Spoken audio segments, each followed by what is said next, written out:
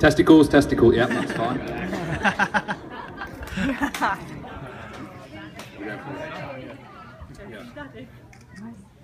Ready? Ladies and gentlemen, bride and groom, we would like to thank everyone for being here on this special day for Denise and Sam. I think you'd all agree that the bridesmaids and flower girls did a wonderful job and looked absolutely fabulous, only eclipsed by Denise herself. We would also like to thank the ushers, who have been a great help in making the day run smoothly. And not forgetting the page boys, who apart from myself and Simon, are the best looking men here. Most importantly, we would like to congratulate the happy couple, Denise and Sam, because all of us here who have been lucky enough to spend time in their company know what a great couple they are, perfectly complementing each other. For those of you who don't know, I'm Simon. And I'm Russell. And if you are already feeling the effects of the alcohol, we are two best men stood up here today. Why does anyone need two best men?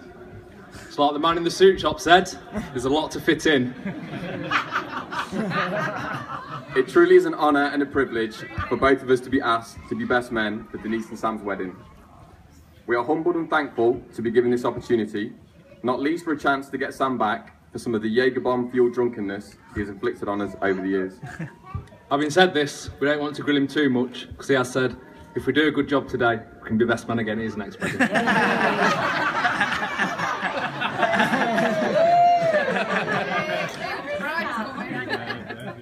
We started planning this speech by writing a list of all the wild times we've had over the years.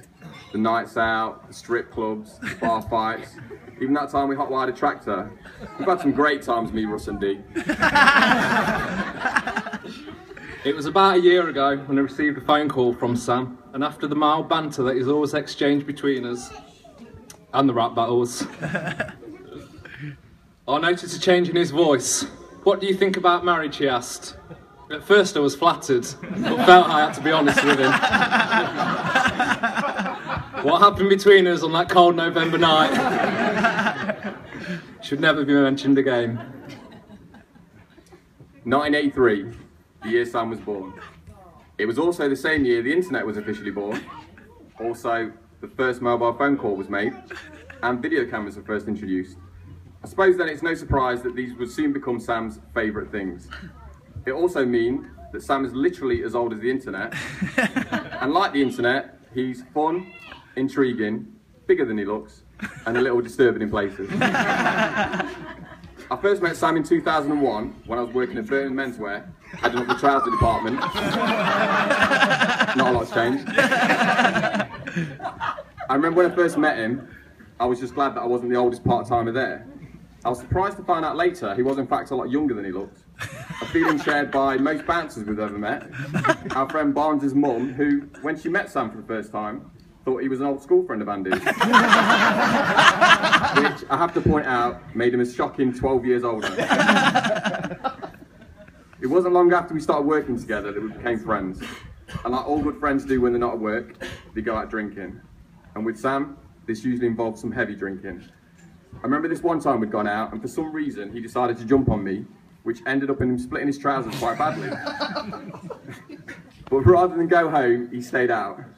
I knew then that nothing would get in the way of Sam, his mates, and a good time. And by good time, I mean booze. Sadly, my time at Burton Menswear was not to last, but our friendship was. There are, of course, a million stories I could tell you about this guy, like the infamous Toys R Us Christmas party. I'm glad Sam got that. The first time we went to Amsterdam.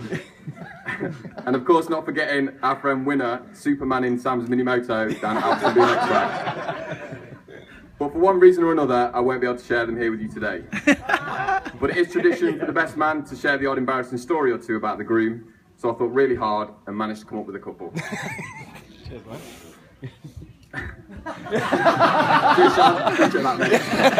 Good luck, everyone.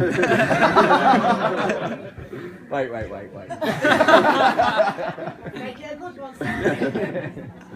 Years after we first met, Sam had bought a kayak from this guy at work. And after becoming all excited, he said, we should go and try it out, straight away at the nearest river. So off we went. And despite his, what I believed to be zero experience with a kayak, When we got there, and he jumped straight into the river, paddled to the middle, and declared the first thing he was going to do was an underwater emergency evacuation procedure. This would see him roll the boat over until he was fully submerged upside down, and then expertly evacuate the craft and return to the surface victorious.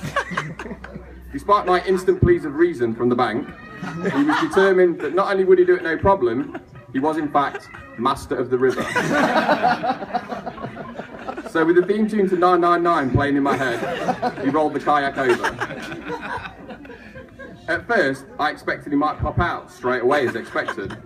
Smirking, he'd managed to do it so quickly. This was not to be the case. As after 30 seconds had passed, there was no sign of him, and I started to panic. But I thought, he must know what he's doing, he seemed so confident. After another 15 seconds had passed, and still no sign of him, all I could think was, how would I explain this to his mum and dad? Well, just as I was working the story out in my head, he finally emerged. Needless to say, the look on his face was not the one of smug pride he'd hoped for, but more one of shock and panic, mixed with mild elation that he finally got to see the light of day. He dragged himself to the bank, coughing and spluttering, and I definitely thought the day was over. But despite me saying, well mate, good attempt, I think we should knock it on the head for today, he said, I don't think so, I know where I went wrong. Then he jumped straight back into the kayak, paddled to the middle of the river, and went for it again. Well, this time it only took him 20 seconds, and another near-death experience, for him to realise his life was probably better spent on dry land.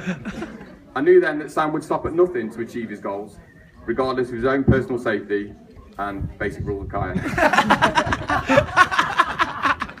And finally, I'll never forget the time when Sam came second in a Mr. Cruising Live competition,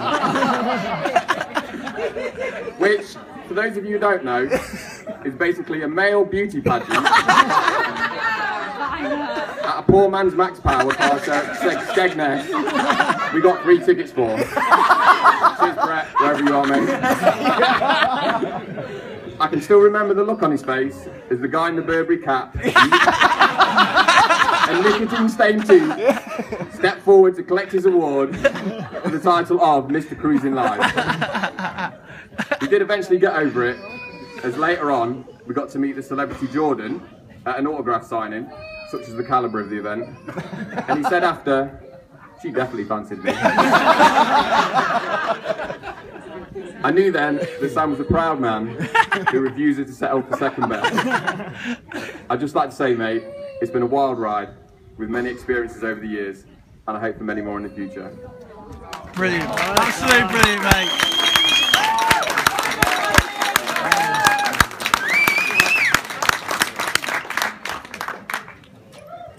I met Sam shortly after Simon.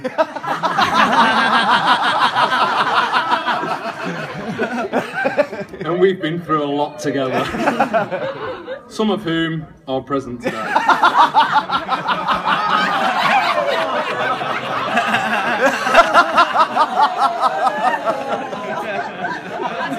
But it's of one of our most recent ventures I would like to share with you.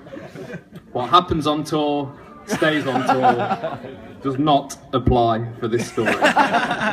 Sorry, mate. Sam's stag do, 4 nights and 7 men in Amsterdam. What could possibly go wrong? As you can imagine, everyone was extremely excited in the weeks leading up to the departure. Well, everyone except Sam, of course, who, although was joining in on the online banter, was getting more and more anxious about what the trip had in store for him. Even to the point where he felt the need to do me a list of not do's and don'ts, just the don'ts. I've actually kept this list, mate.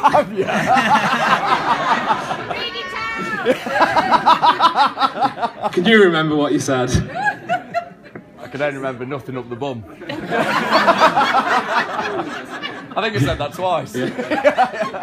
There's no point in carrying on with that bit then, is there? Rule number 1, no excess hooch. Didn't pass that one so much, did we, mate? No getting arrested. Not heard anything yet. My personal favourite, and I don't know why you had to say this. Nothing up the bum. Fail.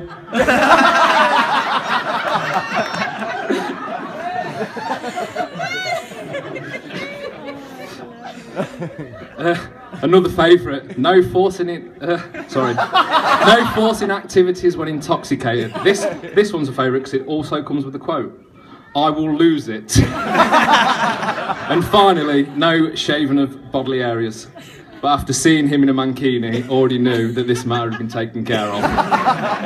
Although it did look more of a wax than a shave. I have a professional eye. It's good therapy for me, I was told to share that. So with most of these rules taken on board, we decided as a group that we shouldn't touch him for the duration of the stag do, but just to do one whole day instead. Sunday morning, 3 days into the stag do, 9:48 a.m. and a costume everyone thought fitting. A giant penis for a giant penis. With all the necessary functions. Photo and video evidence can and will be supplied. If you just ask any of the lads that were at the stag do, sure they'd be more than willing.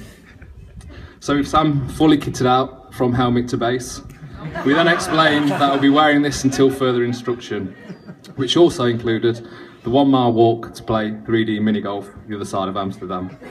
As we set off, it was pretty clear that some of the local townsfolk weren't really expecting to see a human-sized knob walking through their residential area, past the park, complete with children, playing on the swings and slides.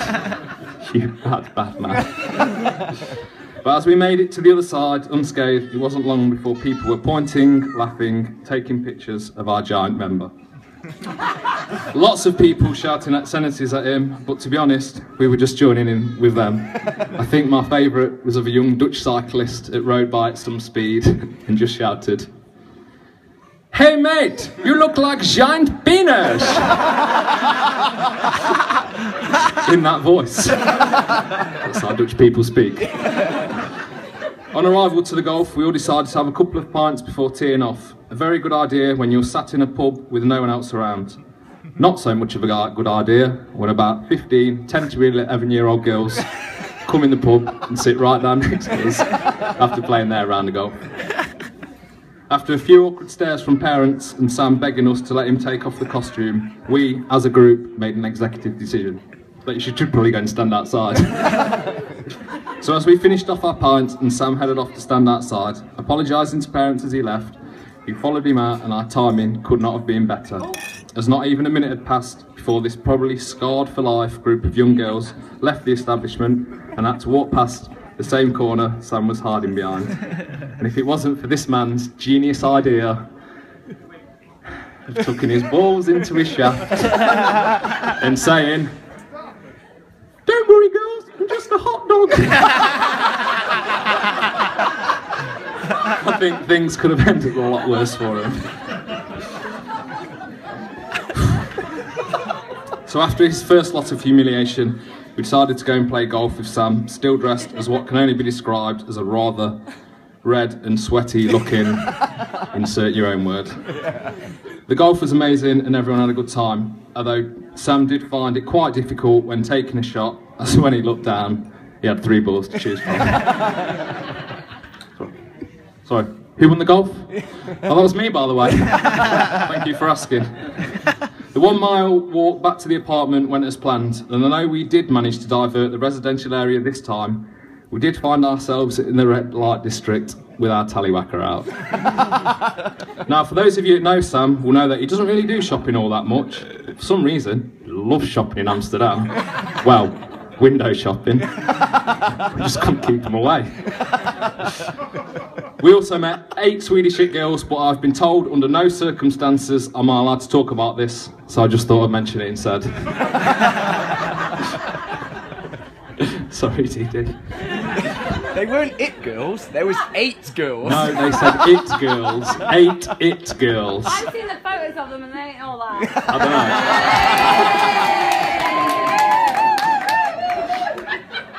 know. Gonna carry on, Dee. In conclusion, Sam, you have found someone who is beautiful, kind, considerate, generous and loving. And Denise, you have found Sam. But as we get older and relationships